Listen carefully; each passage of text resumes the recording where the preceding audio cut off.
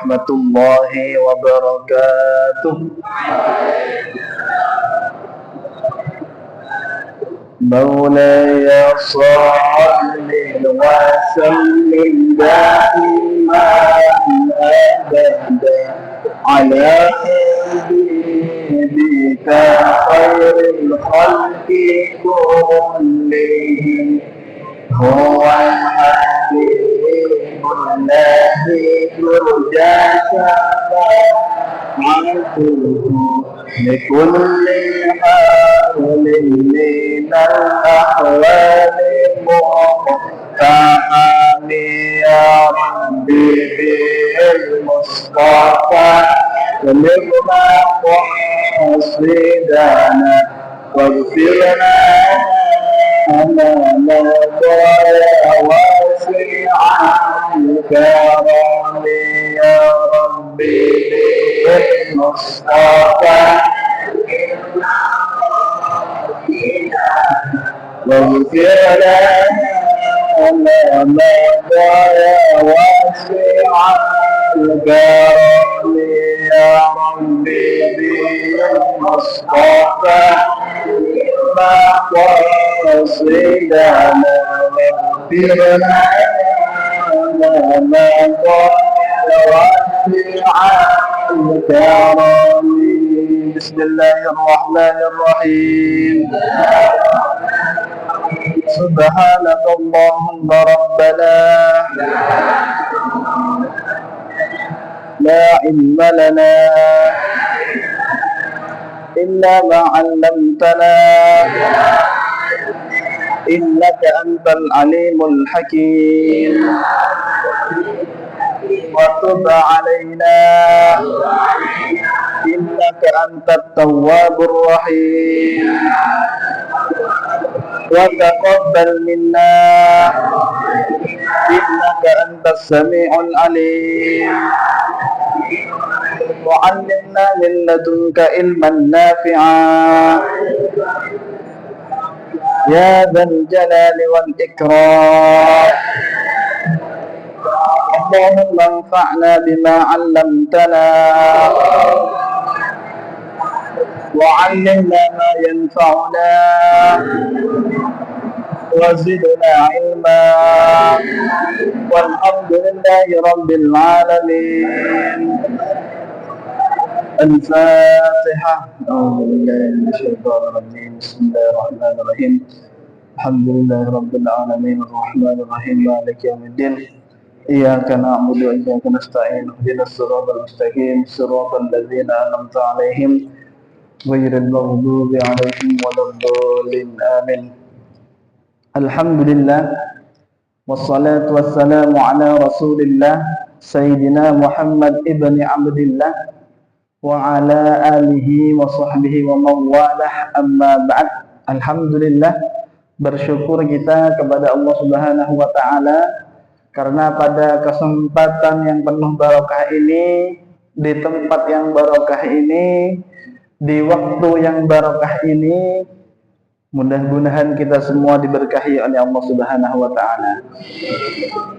Kita dikumpulkan, kita ditakdirkan atas takdir Allah, kita bersama-sama, hati kita digerakkan oleh Allah untuk bisa bermajelis ilmu. Mudah-mudahan Allah Subhanahu wa ta'ala berkatnya majelis ilmu, Allah hapuskan segala dosa-dosa kita. Amin. Alhamdulillah, insyaallah pada malam hari ini sesuai janji Ustadz kemarin, hari ini, malam ini, dan insyaallah mudah-mudahan sampai sebelum perpulangan nanti akhir Ramadan, kita akan menyelesaikan pembahasan kitab daripada Dardir ala Qissatil Isra wal Mi'raj. Jadi kita bahas tuntas terkait dengan peristiwa Isra dan juga Mi'raj. Mungkin banyak yang tidak tahu. Ustadz juga sekaligus murojaah kejadian-kejadian peristiwa ketika Nabi Isra, ketika Nabi Mi'raj itu dibahas tuntas mulai dari awal sampai akhir. Itu kitabnya kitab Dardir ala qissatil Isra wal Mi'raj. Nanti kalau mau beli di Shopee banyak. Tuh. Nanti beli yang Arab apa nanti ketika di sini diartikan. Bismillahirrahmanirrahim. Qala al-musannif rahimahullahu taala wa nafa'ana bihi wa 'ulumihi fid dharain amin. Bismillahirrahmanirrahim. Subhanalladzi asra bi 'abdihi lailan minal masjidil haram ilal masjidil aqsa alladzi barakna haulahu linuriyahu min ayatina innahu huwas samiul basir. Maha suci Allah yang telah memperjalankan hambanya. Siapa hambanya? Nabi Muhammad sallallahu alaihi wasallam dari Masjidil Haram ke Masjidil Aqsa. Dari Masjidil Haram ke Masjidil Aqsa itu kalau saya perhatikan, kalau saya browsing tadi, jaraknya kurang lebih 1.500 km. Itu kapan diperjalankannya? Itu pada sebagian malam. Jadi pada sebagian malam. Memang Allah sengaja memperlihatkan kepada seluruh umat manusia, baik kalangan jin maupun manusia, diperlihatkan apa? Tanda-tanda kebesarannya. Innahu huwas samiul basir. Sesungguhnya beliau itu Allah Maha mendengar lagi Maha mengetahui. Jaraknya adalah berapa tadi? 1.500 km. Sambil saya searching tadi, ternyata 1.500 km itu kalau menggunakan mobil biasa itu kurang lebih perjalanan sekitar 16 jam. Kurang lebih 16 sampai 17 jam perjalanannya dari Masjidil Haram ke Masjidil Aqsa. Kalau masih bingung, ibaratkan perjalanan daripada Surabaya ke Jakarta, Jakarta ke Surabaya. Nah itu 1.500 km PP. Kalau jalan kaki berapa hari, Ustaz? Kalau jalan kaki kurang lebih sekitar 40 hari baru sampai. Nah, sekarang kan lagi musim live TikTok. Nah, live TikTok nanti minta gift. Nah itu. Nah, kalau jalan kaki 40 hari dari Masjidil Haram ke Masjidil Aqsa. Dari Surabaya ke Jakarta, balik lagi Jakarta ke Surabaya. Nah, itu. Tetapi itu berkat kebesarannya Allah Subhanahu wa taala dilakukan Pak hanya sebagian malam. Sebagian malam, tidak sampai 40 hari, tidak sampai 16 jam. Dan nanti banyak peristiwa-peristiwa yang terjadi ketika Isra dan juga Mi'raj. Bismillahirrahmanirrahim. Qala al-musannif rahimahullahu taala wa nafa'ana bihi wa 'ulumihi fid dharain amin. Bainaman Nabi sallallahu alaihi wasallam. Jadi ketika Nabi Muhammad sallallahu alaihi wasallam fil hijri, berada dalam hijr Ismail. Berada dalam hijr Ismail, dan dulu itu tempatnya Rasulullah sallallahu alaihi wasallam itu di sekitaran Ka'bah itu. Yang pernah ke hijr Ismail ini ada Mas Hafid. Nah, ke Mekah kan kemarin. Nah, itu Mas Hafid pernah ke sana. Ketika Rasulullah sallallahu alaihi wasallam tahu Mas Hafid hijr Ismail di mana? Di Ka'bah kemarin itu ada. Nah, mudah-mudahan kita semua bisa ditakdirkan untuk ziarah ke Mekah dan juga Madinah. Sehingga tahu hijr Ismail itu yang seperti apa gitu.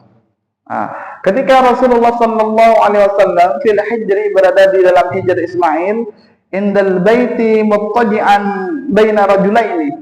Beliau itu Syekh Dardir, Ahmad Dardir ya, yang menulis ya.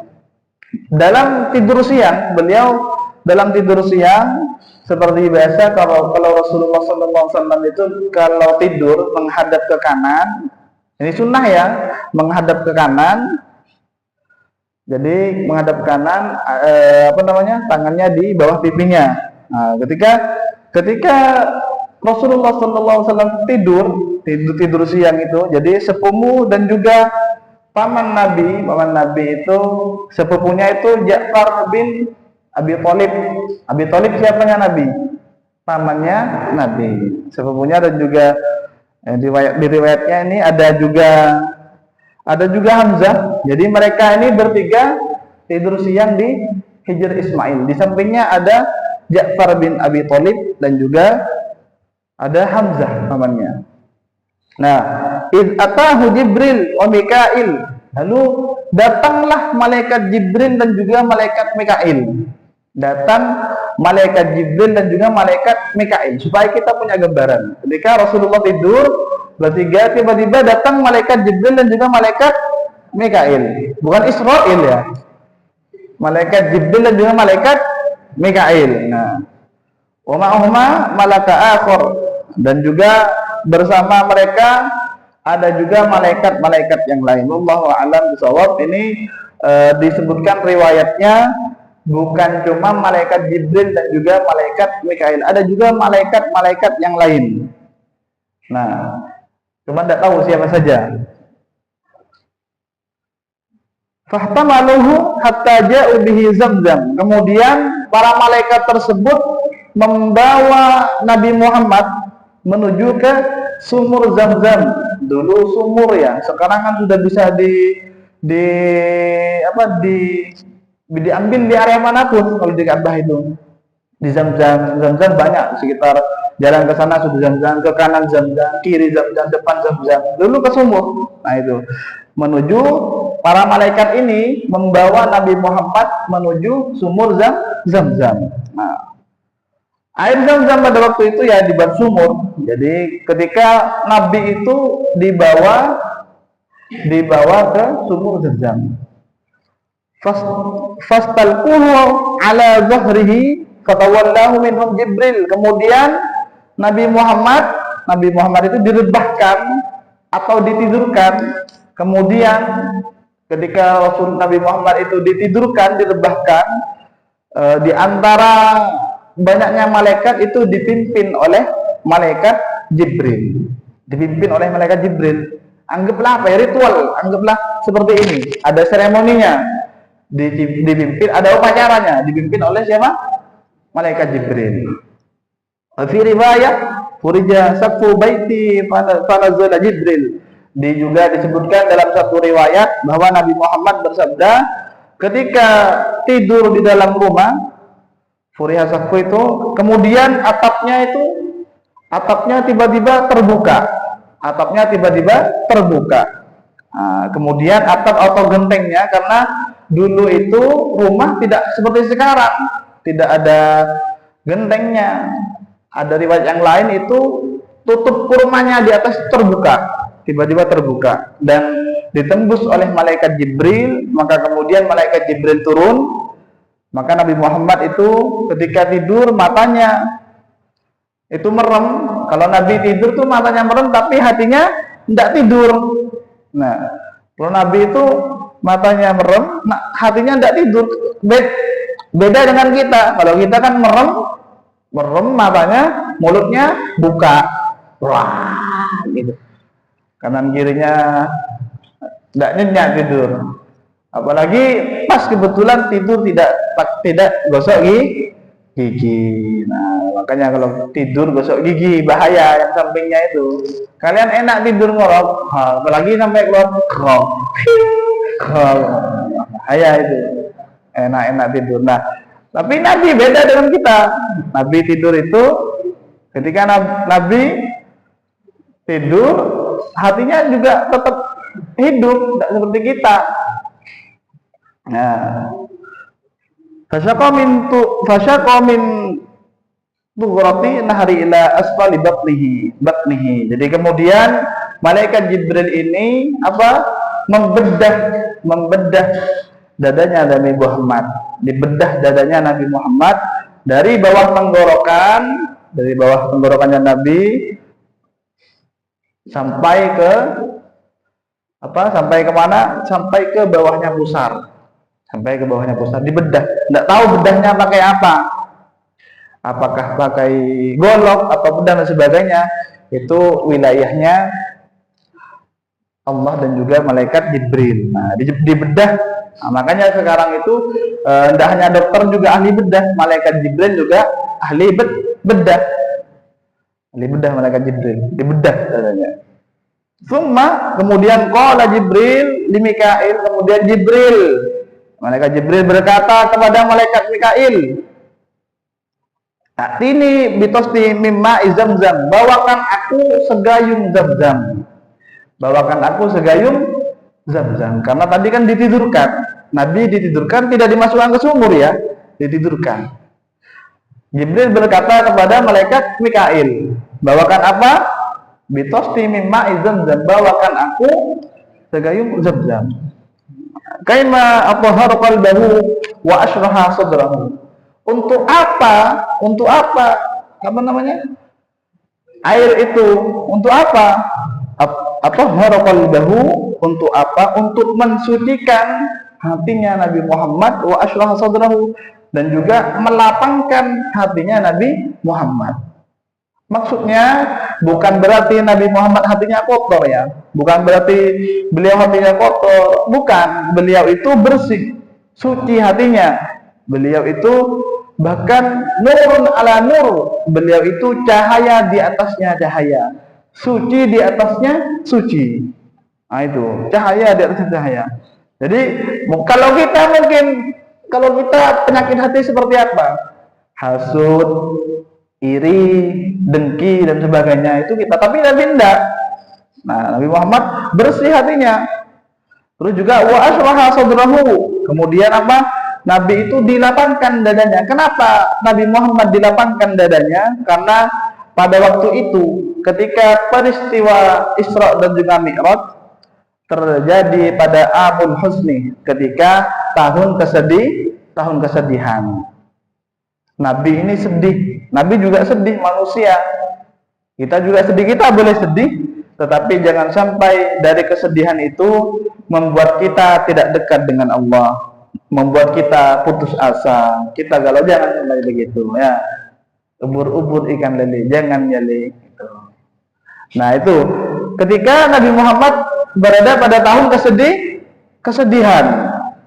Kenapa kok dikatakan sedih? Karena pada waktu itu beliau itu kehilangan dua orang yang paling beliau cintai dan dua orang yang paling mencintai beliau. Siapa saja itu? Istri pertama beliau siapa? Sayyidah Khadijah, Ibunda Khadijah, istri beliau. Dan juga siapa? Paman yang selalu membelanya. Siapa? Abu Thalib. Kebalikannya sama Abu Lahab. Nah, itu. Jadi Nabi susah dan juga sedih, tetapi beliau tetap sabar. Ini akhlaknya Rasulullah. Kalau kita kehilangan siapapun, kita ini ujiannya tidak sebanding dengan ujiannya Rasulullah. Rasulullah itu ujiannya sudah luar biasa, sudah lahir dalam keadaan yatim. Kita mungkin masih ada orang tua kita, tetapi beliau itu sampai dilempari batu dan sebagainya, beliau itu masih sabar. Kita tiru akhlaknya beliau. Kita sabar, sedih, dihujat orang, dicaci orang, dimaki orang, tidak disenangi orang. Jangan ngumpat balik. Kita harus sabar. Nah itu kemudian apa? Nabi ini karena sedih, karena kehilangan paman yang selalu membela.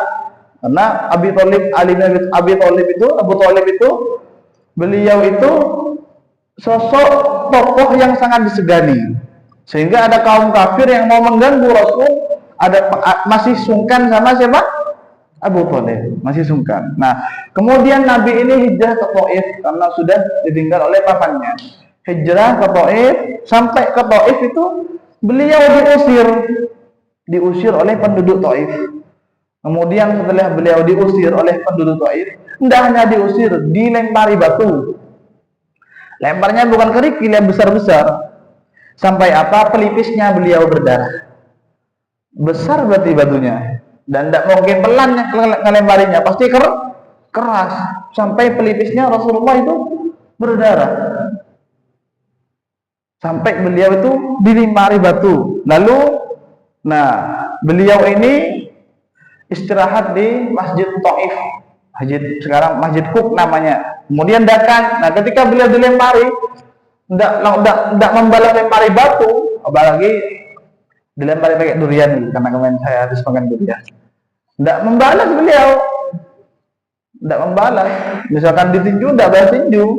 Kita pun begitu ya. Ketika temannya marah, kita sabar. Mau mukul itu kita sabar. Tidak usah pukul balik, tidak usah otot. Ayo, udah usah. Sabar. Tiru akhlaknya Rasulullah. Sabar ya. Sabar itu. Nah, Ketika Rasulullah istirahat di Masjid Taif itu, Masjid Tuk itu, ketika datang malaikat menghampiri Rasulullah. Datang malaikat menghampiri Rasulullah. Itu Rasul itu berdoanya panjang. Beliau tuh doanya panjang sekali, isinya ini, Allah, ya Allah, kata Rasul, ya Allah, aku mengadukan kelemahanku, kekurangan daya upayaku di hadapan manusia. Wahai Tuhan yang Maha Rahim, Engkaulah Tuhan orang-orang yang lemah, dan cuma Engkau ya Allah pelindungku. Bagus ini. Kepada siapa lagi saya ini berhendak nasibku ini? Kepada siapa lagi kalau bukan kepada Engkau? Kepada orang jauh kah? Yang mungkin orang jauh itu berwajah muram, benci kepadaku, atau kepada musuh yang selalu menguasai diriku ini? Oh, sedih sekali Rasulullah itu. Sudah ditinggal pamannya, ditinggal istrinya, dilempari batu sampai sedih gitu. Beliau, kepada siapa lagi ya Allah? Masa saya mau ke orang yang berwajah muram itu? Masa saya mau minta perlindungan kepada musuhku? Saking Rasulullah itu membela Islam. Makanya kalau dalam kitab Ta'lil Muta'allim itu niatnya melestarikan Islam. Karena Rasulullah mengajarkan begitu. Bisa saja Rasulullah menyerah. Tetapi karena kita ini sayang pada kita semua umatnya ini, beliau tetap bertahan dengan meskipun dalam keadaan seperti itu. Asalkan engkau tidak murka kepadaku, aku tidak peduli, sebab sungguh luas kenikmatan yang engkau limpahkan kepadaku. Aku berlindung kepada nur wajahmu yang menyinari kegelapan, dan karena itu yang membawa kebaikan di dunia dan juga di akhirat. Kata Rasul itu, kepada engkaulah aku adukan segala halku ini, sehingga engkau ridha kepadaku. Memang beliau tawakal kepada Allah. Wala haula wala quwwata illa bik. Tidak ada daya dan upaya melainkan dengan kehendak Allah. Nah, ketika Rasulullah berdoa seperti itu, nangis Rasulullah berdoa, lalu tiba-tiba malaikat Jibril datang. Malaikat Jibril ini ibaratkan ketua gengnya para malaikat. Marah malaikat Jibril ini. Luka hatinya malaikat Jibril, seluruh penduduk langit murka kepada penduduk Taif. Lalu Jibril menyampaikan kabar bahwasanya innallaha qad sami'a qawla qaumika lak. Jadi sesungguhnya Allah telah mendengar perkataan kaummu kepadamu. Sudah dengar Allah, dan mereka menolak. Tahu mereka kalau mereka kaumnya itu menolak Nabi Muhammad. Nah, dan Allah Subhanahu wa taala itu mengirimkan apa? Jibal. Mengirimkan apa? Mengirimkan malakal jibal, malaikat penjaga gunung. Jadi di gunung juga ada malaikat penjaga gunung. Allah mengirimkan malaikat penjaga gunung. Litakmurahu bima syi'ta. Nah, untuk engkau perintahkan melakukan apa saja yang engkau mau fihim atas mereka. Terserah engkau wahai Rasul. Allah sudah mengirimkan malaikat penjaga gunung. Terserah engkau mau diapakan penduduk Taif itu. Nah, jika engkau mau, jadi malaikat penjaga gunung itu mengucapkan apa? Mengucapkan salam, lalu berkata, ya Muhammad, in syi'ta an utbiqa alaihim akhsyabain. Jadi jika engkau mau, saya ini bisa melemparkan dua gunung ini kepada penduduk Taif. Lalu kira-kira kalau kita menjadi Rasul, kira-kira kita mau bilang apa? Intan nau'aihu. Wah, dasar intan nau'aihu. Kan pasti begitu kita itu. Masa saya jauh-jauh nangis-nangis, saya jauh-jauh dari Mekah dilempari batu. Hajar aja itu aja, basmi itu, begitu pasti kalau kita. Ya, kira-kira kita begitu. Tapi Rasul mengajarkan kita kesabaran. Kata Rasulullah sallallahu alaihi wasallam, Bal arju ay yukhrijallahu min aslabihim may ya'budullaha wahdahu la yusyriku bihi syai'a. Aku berharap kelak Allah Subhanahu wa taala melahirkan dari mereka itu, kaum mereka, orang-orang Taif itu, generasi yang menyembah Allah dan juga tidak mempersekutukan Allah dengan sesuatu apapun. Kata Nabi Muhammad, Allahumma hdi qaumi fa innahum la ya'lamun. Ya Allah, berikanlah hidayah kepada kaumku ini, sesungguhnya mereka itu tidak mengetahui. Sesungguhnya mereka tidak tahu kalau saya itu Rasul. Mereka tidak tahu kalau misalkan Islam itu nikmat, Islam itu indah. Beliau tidak tahu. Fa innahum la ya'lamun. Mereka tidak tahu. Andaikan mereka itu tahu, pasti akan cinta kepada Rasulullah, pasti akan memeluk Islam. Itu luar biasa Rasul itu. Apa namanya, husnuzonnya kepada Allah, husnuzonnya kepada diri sendiri. Mereka tidak tahu. Misalkan ada orang-orang mungkin ya tiba-tiba di pasar, misalkan tiba-tiba di masjidnya orang, di rumahnya orang memaki-maki kita, meso-meso kita misalkan. Anggaplah oh mungkin dia tidak tahu, dia mungkin belum tahu ilmunya kalau itu salah. Kita harus sabar. Tuh. Nah, beberapa tahun sesudah peristiwa tersebut, banyak riwayat bahwasanya ternyata rata-rata penduduk Taif itu memeluk Islam dan juga taat pada siapa? Pada Rasulullah Sallallahu Alaihi Wasallam. Nah itu sampai pada Amul Huzni, sampai pada tahun apa? Tahun kesedihan. Lanjut. Fastakhraja qalbahu faghsalahu thalatha marrah. Kemudian setelah itu hatinya Nabi Muhammad ini yang dibedah tadi itu, hatinya itu Nabi Muhammad dikeluarkan dan dibasuh dengan air zam-zam sebanyak thalatha marrah, sebanyak berapa? 3 kali dibasuh. Dadanya dibasuh, dalamnya dibasuh ya. Saya tidak tahu basuhnya seperti apa, ini ya dibasuh ya. Wa naza'a ma kana bihi min adza. Kemudian malaikat Jibril mengeluarkan seluruh apa tadi itu penyakit hatinya dan juga membersihkan nurnya tadi, nurun ala nur, supaya apa, cahaya di atas cahaya, supaya suci di atas suci. Dikeluarkan misalkan semua seluruh penyakitnya. Wa ikhtalafa ilaihi Mikail. Jadi bisalati tosatin mimma Zamzam. Malaikat Mikail bolak-balik. Jadi bolak-balik malaikat Mikail ini kepada Jibril membawa apa? Zamzam. Bolak-balik berapa tadi? Salah sama roh, sebanyak 3 kali. Bawa satu gayung dibawa ke malaikat Jibril, karena yang menjadi apa dokter pada waktu itu adalah malaikat Jibril. Yang menjadi dokter pada waktu itu adalah malaikat Jibril. Bolak-balik sebanyak 3 kali. Summa utiya bitostim min dhahabin mumtali hikmah wa imanan. Ini hikmatan wa imanan wa ilman. Jadi kemudian malaikat Mikail itu membawa wadah yang apa? Terbuat dari emas. Zahab itu artinya apa? Emas. Terbuat dari apa? Emas. Wadahnya itu terbuat dari emas ya. Entah itu berupa mangkok, entah itu berupa, pokoknya terbuat dari emas. Dibawa kepada siapa? Malaikat siapa? Jibril. Fa'awrahu fi sadrihi wa mala'ahu ilman wa yaqinan wa islaman. Kemudian wadah yang terbuat dari emas itu tadi berisi apa? Hikmah dan juga berisi iman. Dimasukkan ke dalam dadanya Nabi Muhammad, sehingga dadanya apa? Penuh dengan apa? Hilman wa ilman, penuh dengan hilman itu halim, orang yang lembut sabar.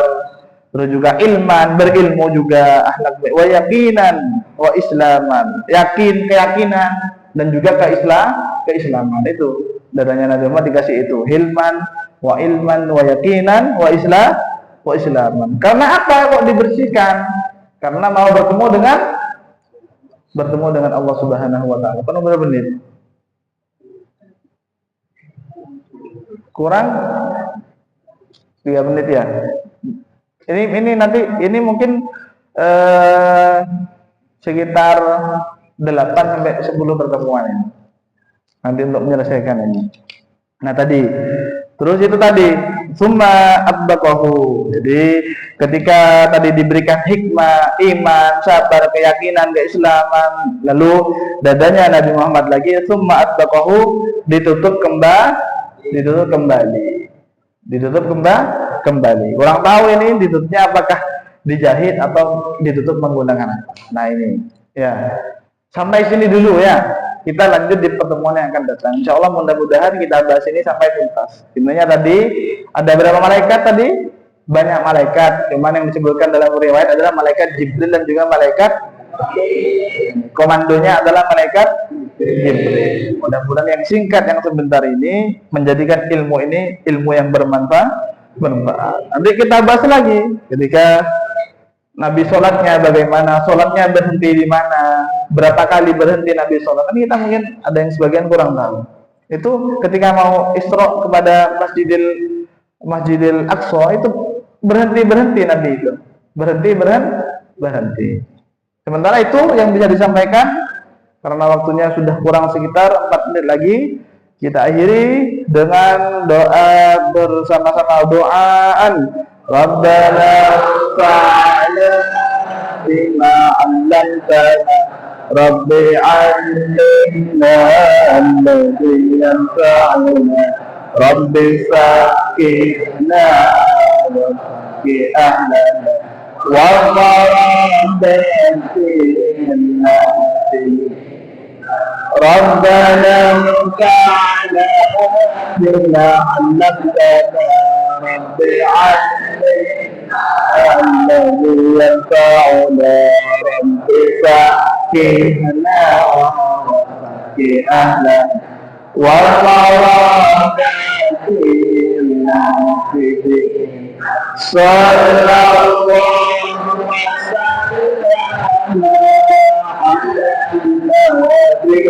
Sayyidina Muhammad wa alihi wa sahbihi ajma'ina sallallahu wa sallam ala nabi sayyidina Muhammad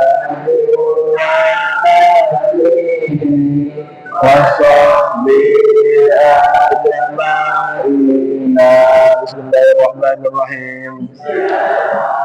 Allahumma inna nastaudi'uka ma 'allamtanahu